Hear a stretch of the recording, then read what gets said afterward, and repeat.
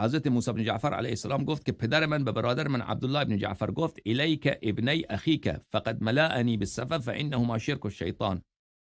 این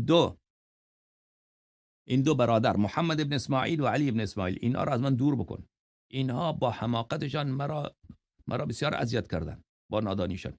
اینا فانهما شرک الشیطان، در نطفه اینا شیطان شریک شده. بله، چون آیه قرآن مجیده که شیطان در نطفه آدم شریک می شود، در نطفه اینا شیطان شریک شده. یعنی محمد بن اسماعیل و علی بن اسماعیل و کان عبدالله اخاه لابیه و امی. عبدالله که بود با اسماعیل از یک پدر و مادر بودن. امام جعفر صادق علیه السلام به اونها این را گفت.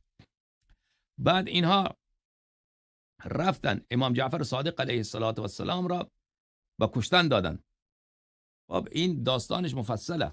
همین محمد بن اسماعیل و علی بن اسماعیل و جعفر ابن محمد برادر امام کاظم علیه السلام